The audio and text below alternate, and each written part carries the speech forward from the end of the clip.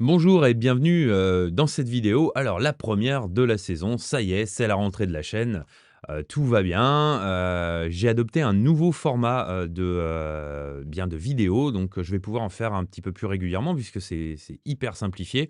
Alors c'est un tout petit peu moins qualitatif, mais au moins ça a le mérite d'être très facile à réaliser, ça me prend pas beaucoup de temps et ça me permet bien évidemment de travailler dans mon activité immobilière sans que l'aspect vidéo me prenne énormément de temps. Alors, avant les grandes vacances, je vous avais parlé des taux d'intérêt, je vous avais parlé, d'une éventuelle reprise sur, du marché immobilier pour la rentrée, hein. Il y a eu la baisse d'intérêt, généralement il y a 3-4 mois, avant que ça ait un impact sur le marché et j'ai pensé à vous, fin août puisque le 23 août, la Dépêche publiait, ceci.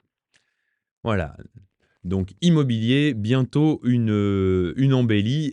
Donc j'ai rigolé parce que j'ai dit: «Bon, ben voilà, le Madame Soleil de l'immobilier». Non, en fait, j'ai rien inventé, hein. Tout simplement, c'est logique. Voilà, tout simplement, c'est logique. Donc j'ai rien inventé, je suis pas un génie, hein. D'autres avaient anticipé, cette reprise, avant moi. Maintenant, c'est bien aussi de constater que depuis cette rentrée, eh bien, j'ai un peu plus de contacts, un peu plus de rendez-vous, donc ça confirme un peu ce qui est écrit dans le journal, hein. Voilà. Alors la vidéo d'aujourd'hui, de quoi, va-t-elle traiter? Il y a, beaucoup de gens qui ne savent pas, eux-mêmes, si, ils sont par rapport à leur maison ou leur appartement, s'ils sont en pleine propriété, s'ils sont nus propriétaires, s'ils sont usufruitiers ou s'ils sont en indivision. Alors ces 4 natures, du lien juridique par rapport à un bien immobilier, on va les développer ensemble. Et on va ensuite s'attarder sur, l'indivision et pour vous parler éventuellement des problèmes que l'indivision peut occasionner. Alors qu'est-ce que c'est que la pleine propriété? Il faut bien noter 2 choses. Soit vous êtes propriétaire de la maison sur le papier, c'est-à-dire en théorie.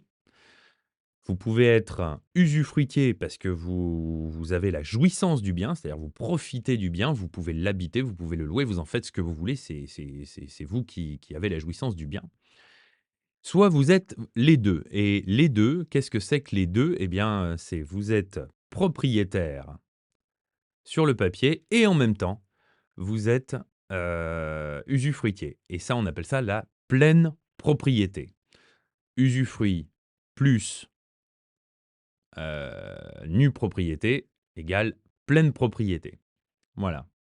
C'est bon jusque-là? C'est bon, vous avez à suivre, hein?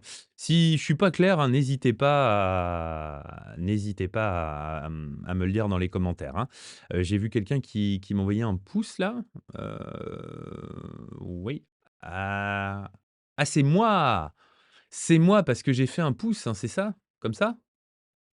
C'est ça? Non? Eh voilà! Ah bah, c'est bien.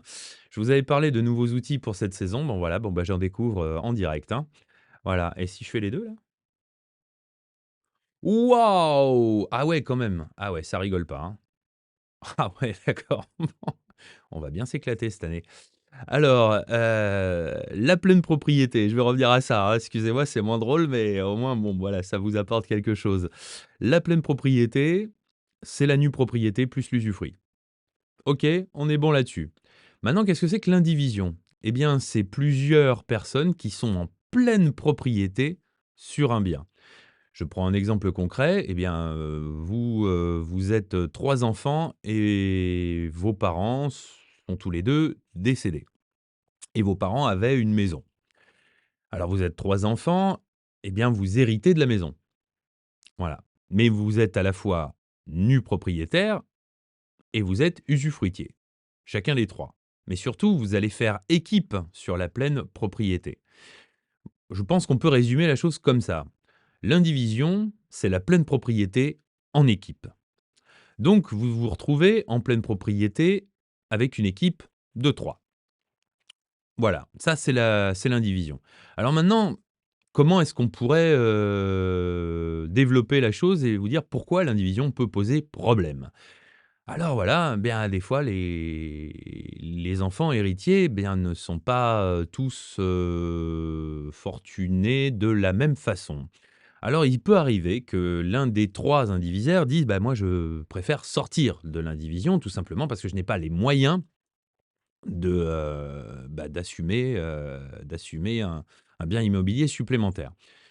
Alors les 2 autres, de 2 choses l'une, soit ils ont la possibilité, de racheter la part, du troisième, soit ils ne l'ont pas. Et ce qui peut arriver, c'est que, bien, la personne qui veut vendre ses parts, bien, contraigne les 2 autres à vendre le bien, parce que, lui-même ne peut pas assumer, sa part, quoi. Donc ça peut déjà occasionner des problèmes dans les familles. Maintenant, allons un peu plus loin.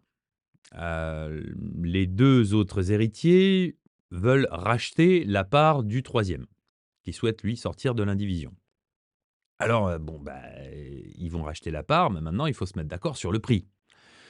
Alors, plusieurs solutions, ils vont se mettre d'accord sur un prix. C'est-à-dire qu'ils ont du sens commun, ils disent: «Bon, voilà, à peu près, allez, on va dire que, la maison vaut 300 000 €. Donc chacun, dispose de 100 000 € et nous, comme on va te racheter ta part, eh bien, on te doit 100 000 €, c'est-à-dire 50 000 € chacun. Après, ça peut être, 60 000 € et 40 000. Ça dépend aussi des revenus des 2 autres, hein, chacun se met d'accord. Ça, c'est dans le meilleur des cas, si tout le monde s'entend. Parce qu'il peut arriver que le troisième dise: «Bah non, moi, pour moi, la maison, elle vaut pas 300 000 €, elle vaut beaucoup plus». Et donc là, je suis en train de me faire léser. Donc ça ne va pas et je ne suis pas d'accord sur ce prix-là. Et là, ça commence, à poser problème. Et là, on est parti pour un tour de grand 8. Alors, il y a encore une étape, soft, c'est-à-dire qu'on va faire venir plusieurs agents immobiliers, plusieurs professionnels, dans le meilleur des cas, plusieurs mandataires, hein, dont un mandataire Safety, dans le meilleur des cas. Pourquoi pas? Bah, non, pourquoi pas? Alors, ils vont faire des estimations et là, les héritiers peuvent encore se mettre d'accord, en disant: «Bon, bah, écoute, on a fait faire des estimations et ça correspond à peu près, à ça, est-ce que tu es d'accord? Est-ce que tu es pas d'accord?» Dans le meilleur des cas, ils sont d'accord, mais dans le pire des cas, ils ne sont toujours pas d'accord. Le troisième pourrait dire aux 2 autres: «Bah, vous avez fait venir des professionnels, qui sont un peu à votre botte». Les 2 autres peuvent dire: «Bah, toi, tu as fait venir un professionnel qui est un peu à ta botte» et hop, ça y est et c'est parti pour un autre tour de grand 8 et on va passer à l'étape supérieure. Et là, ça va rigoler beaucoup moins puisqu'on va devoir faire intervenir un expert en immobilier, donc mandaté, hein, par une voie juridique, judiciaire même, puisque du coup, voilà, on va entrer en action. Et donc, là, c'est un expert qui, lui, va trancher le désaccord. Alors, déjà, c'est moins rigolo parce qu'un expert, ça coûte, beaucoup d'argent.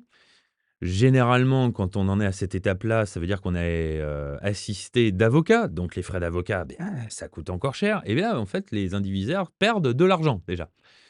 C'est pas la bonne solution parce que déjà, perdre de l'argent alors que, on est d'accord déjà sur rien, enfin bon, c'est possiblement un manque à gagner pour tout le monde après. Et alors l'expert, lui, il va mettre un temps incroyable pour remettre son rapport. Parce qu'aujourd'hui, les délais, des experts, ils vous rend pas un rapport, la semaine suivante. Alors autant nous, nos clients exigent, un rapport d'estimation, dans les jours qui viennent, autant bizarrement quand c'est un expert en immobilier, lui, il va mettre 3 ou 4 mois et personne se plaint. Hein? D'ailleurs, hein, c'est voilà, bon, c'est amusant, mais enfin c'est une différence quand même à noter et une fois qu'il a remis ce rapport, en principe, tout le monde est censé être d'accord. Bon, voilà, la maison, elle vaut pas 300 000 €, mais elle vaut pas 400 000 €. Elle vaut 330 000 €. OK, alors elle vaut 330 000 €, donc chacun, vous disposez d'une part de 110 000 € et donc vous allez, vous 2, devoir au troisième, eh bien 110 000 €, à vous 2. Ça peut ne pas non plus s'arrêter là. Parce que le 3 peut encore se plaindre, il dit: «Non, ça vaut plus et donc je vais carrément aller, au tribunal, je vais me plaindre». Bon bref, ça peut vraiment partir en sucette. Si vous êtes malin, ayez du sens commun et restez à la première étape. Voyez ensemble les prix de l'immobilier. Voyez éventuellement, faites-vous assister, d'un professionnel que vous aurez choisi ensemble au préalable. Tranchez de votre côté avec, voilà, avec, de la bienveillance, du sens commun et ça vous évitera tout le tour de grand 8. Parce que bon, à titre, personnel, voilà, je vais vous donner mon avis. L'esprit de famille versus, gagner un petit peu plus d'argent, non, famille, hein, quand même, ça n'a pas de prix. Voilà. Alors j'espère que j'ai été un petit peu plus clair, que j'ai pu vous aider, bah, déjà sur, les natures, de liens juridiques par rapport aux biens immobiliers. Et puis j'espère que, voilà, j'aurais pu apporter un peu d'eau à votre moulin, mais si vous êtes, en indivision et que vous avez des soucis avec cette indivision, hein. L'indivision, c'est une équipe. Alors évidemment, bien dans les équipes, il y a parfois des maillons faibles et ben, écoutez, si c'est quelqu'un de votre famille, essayez de faire avec, essayez d'être compréhensif, essayez surtout, eh bien, de vous entendre. À mon avis, c'est la chose à faire. Voilà, cette vidéo est maintenant terminée.